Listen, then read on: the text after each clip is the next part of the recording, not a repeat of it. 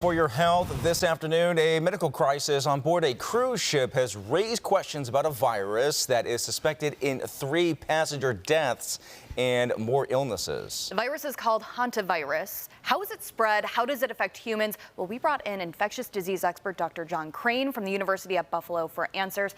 Dr. Crane, first and foremost, thank you so much for being here.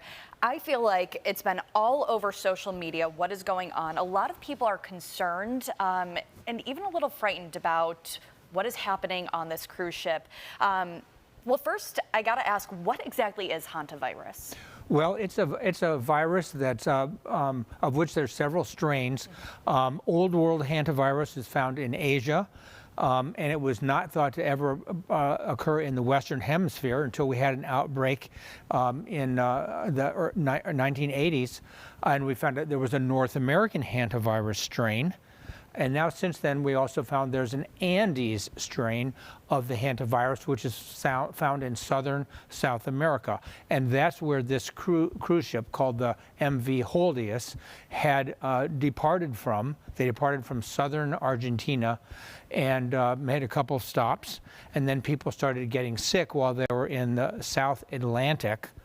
And they did stop in South Africa. And then they continued on the way, and they've gone north, and they're in the Cape Verde Islands, which belongs to Spain, and they're on their way to the Canary Islands, which also belongs to Spain. So some people, of course, may have questions and concerns about whether the hantavirus could make its way here to New York State or to West New York specifically. What's your answer to that about whether this specific virus or strain could actually affect people here? It seems quite unlikely to me. Now, obviously, people are scared enough that the officials in Cape Verde did not allow the boat to dock because they were afraid that they would spread the virus to the residents of that island group in the Atlantic.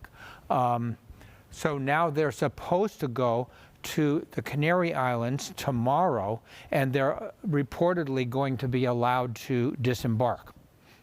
How does one contract hantavirus in the first place, and especially when it comes to this Andes strain?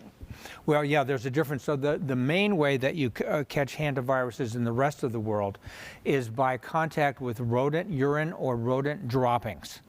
And the virus is fairly hardy, so even after the urine evaporates and dries, the viral particles remain infectious.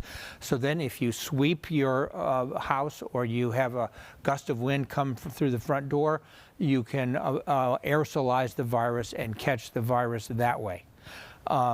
But the Andes strain is unique because it can transmit from person to person. And people think, well, the World Health Organization just confirmed either overnight that the strain that was on the cruise ship was indeed the Andes strain. And so, for example, first a man came down sick with symptoms. He survived, but then his wife came down sick with it also, and she did not survive. She died. She's one of the 2 that have died of their illness. And we presume that was due to direct person-to-person spread. Okay, so if people, they do some traveling, perhaps maybe this summer, maybe they're traveling internationally or going to bigger cities, what are some of the symptoms that they may want to be on the lookout for?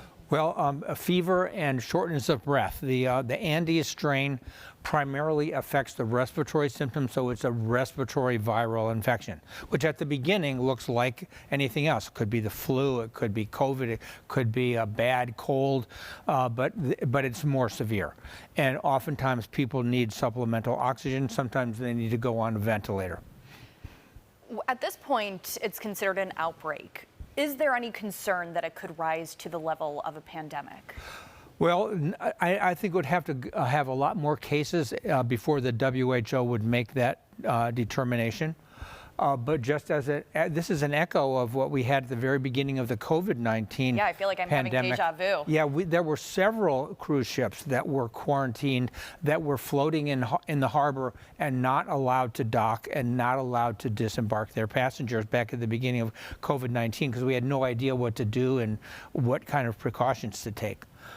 You had mentioned about some of the steps that have already been taken to, quarantine those people who are on that cruise ship, but some people may have questions, of course, about treatment, whether there's a vaccine for this, or would it just be a matter of trying to address those symptoms with over-the-counter medicine? Yes, there's no vaccine and there's no known antiviral drug. So it's just supportive therapy, oxygen if you need it, ventilator support if your respiratory condition is even worse, and hydration if you become dehydrated, things like that. Supportive care. Yeah, if I could just follow up, since there is no vaccine for it and we have now this incident that happened overseas, do you think that this is now going to maybe put the pressure on the CDC or the federal government to start looking at a vaccine for this?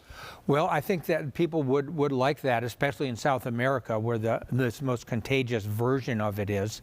So yes, there would be something that would probably need to be done on an international basis.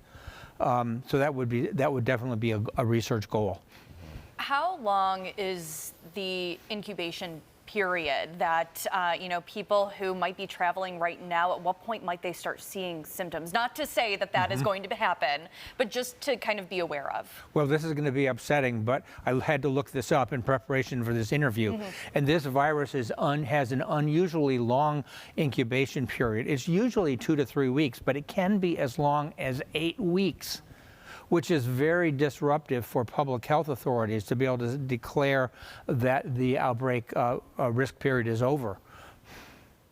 All right, Dr. John Crane with some very important health information. Thank you, sir, for coming on in and talking about a developing situation that we're still learning new information about, it seems, every day. Every day, Doctor. yeah. Every day something new comes up. Right.